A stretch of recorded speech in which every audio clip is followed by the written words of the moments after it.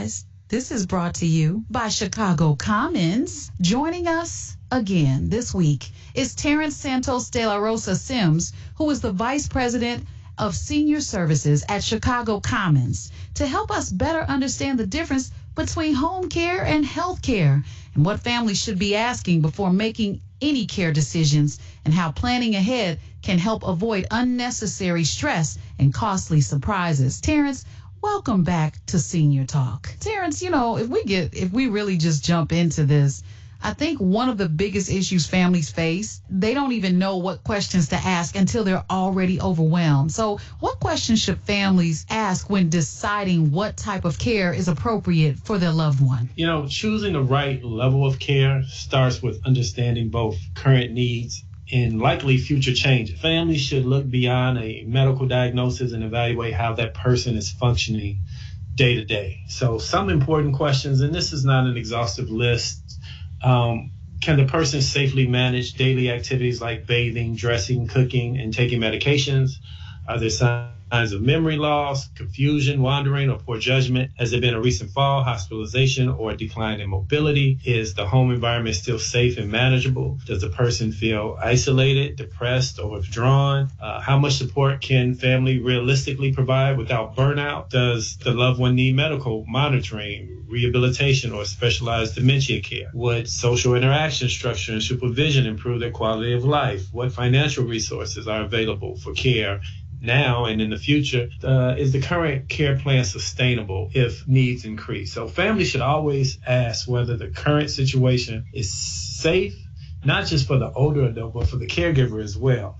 Many family caregivers try to manage alone for too long, which can lead to exhaustion, health problems, and emotional stress. The goal is not simply to find the least restrictive care option, but to find the safest and most supportive environment that preserves dignity, independence, and the quality of life. Care needs often evolve over time, so families should think of care planning as an ongoing process rather than a one-time decision. Now, how important is it for families to verify things like licensing and caregiver background checks, and even training and overall reputation before trusting someone with their loved one's own care? Well, you know what? In today's time, I think it's important that we all do our due diligence and we all do our own research. Once upon a time, there was this thought process that physicians know everything. And not that they didn't go to school and that they didn't study, but once upon a time, long before the internet, you couldn't even really look up a physician's background and read detailed information about them, their history, how many years have they been practicing. So those type of things, I think individuals should always do. Look at profiles, ask the right kind of questions prior to. And you can also find out if doctors, have had malpractice suits. All of those things are very important. In today's information age and technology, there's no reason, and I'm not suggesting self-diagnosing, but there's no reason that you can't read and research information about what potentially is going on with your loved one, be able to kind of deduce those right questions to ask that physician, and then follow up after appointments as well. Just because a physician tells you something and they may be deemed the experts, you can also be an expert in your own right if you take the time to kind of read and do the learning for yourself. You mentioned something important, trust. A lot of seniors value their independence and may feel uncomfortable letting caregivers into their home. How can families keep seniors safe while still respecting their independence and autonomy? Well, including them in decision making. A lot of times we feel like as our loved ones get older, for whatever reason, I think, and it's a myth that we believe that they may know less or they may not be up to date on what's going on in today's world and how things work and all of those type of things. I think it's important to include them in that decision making. Make them aware of the things that you're thinking. See what they actually think about it. Because it's just not a one-way street. They do have some say-so. Unless they're in a position where they have diagnosis that would suggest that, they may not be in line with making the right decision. But I think letting them know as much as possible, understand from beginning to end, explain to them what they're doing, what processes will be involved, why you derived at the decision that you had for them. Again, it preserves the dignity, the respect, the understanding that, hey, they still have a right. In home care services, we're person-centered. So the client does have a right to say, hey, this is what I want, this is what I wanted, this is how I want it now, within certain confines and restraints, of course. But I think that is very pivotal and is very critical if you want your loved one to be on the best footing as possible. The goal is always to age in place if possible. Yeah, I think many people assume insurance or Medicare is going to automatically cover everything they need, and then reality hits during a crisis. At what point do families usually realize they've misunderstood what services are covered versus what they'll actually need to pay for themselves? That's a great question. Most families don't realize the gap between healthcare coverage and the long-term care costs until they're in the middle of a health crisis. This often happens after hospitalization, a fall, a stroke, dementia diagnosis, or when a physician recommends rehabilitation, home care, or assisted living. Families are frequently surprised to learn that while insurance programs like Medicare may cover short-term medical treatment or rehabilitation, they generally do not pay for ongoing custodial care, meaning help with daily activities such as bathing, dressing, eating, toileting, supervision, and medication reminders, which is covered under Medicaid, which is something that we take care of Chicago Commons for our home care services. Medicare may cover a short stay in a skilled nursing facility after a hospital stay, but only under certain conditions and typically for a limited period of time. Once a loved one needs long-term assistance rather than short-term medical recovery, families often discover they must pay privately, rely on long-term care insurance if available, or explore the Medicaid eligibility. Another common moment of realization comes during hospital discharge planning.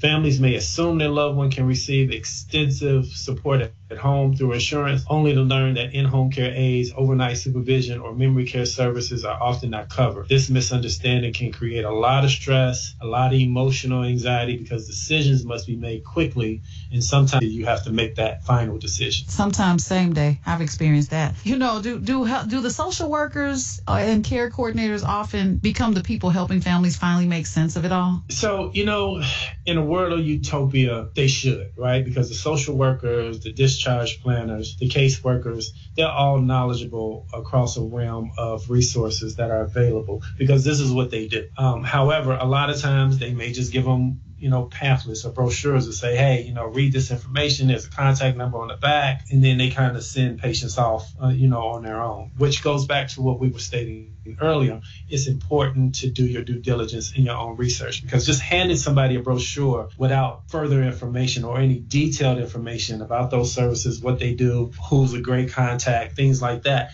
can be important, especially if the loved ones or the patient themselves they don't know anything about it. And if it's a sudden situation where a health crisis has occurred and they didn't expect it, they didn't plan for it, they didn't even think about it, because anything can happen to any of us. This is just not older adults. I think it's important for a lot of the social workers, the discharge planners, and the caseworkers who are well knowledgeable. A lot of times they will walk you through, they will follow up with you, they will make those phone calls on your behalf to kind of set the stage for you to talk to the right people. And I think that is what's most important when we think about continuum of care. Just because you get discharged from a hospital, there should be a continuum of care that kind of leads you into places, especially when the patient and their loved ones have no knowledge or understanding on how the process works. What's the next steps? What's the best, next healthcare condition or healthcare resources that need to be provided for that person to continue on that track of regaining their health and improving their quality of life. It seems like at the point where you need insurance and you need coverage, it's almost a little bit on the late side, because once you find out the most common surprises that families face when it comes to aging-related healthcare costs,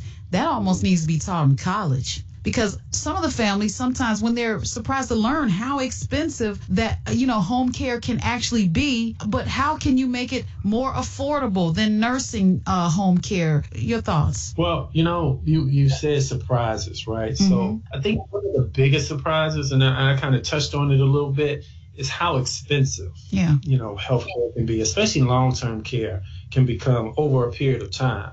Families often underestimate that monthly cost in-home caregiving, assisted living community. This ain't like rent. I think people think, I can afford rent, we can afford long-term facility. No, it makes you feel like you need to get a personal loan sometimes. There you go. It's really that serious. And in many cases, care needs increase gradually, but costs increase rapidly. which begins, it can happen in a matter of minutes. You can go from needing a few hours of help during the week to around the clock supervision. So you're absolutely right. And then not to mention, and again, any of us can experience this, families are often caught off guard by prescription drug costs or specialty medications, home safety modifications like ramps and stair lifts and walk-in showers, medical equipment, wheelchairs, hospital beds, and the list kind of goes on and on. And when these costs are not anticipated, it's like, okay, what do you do?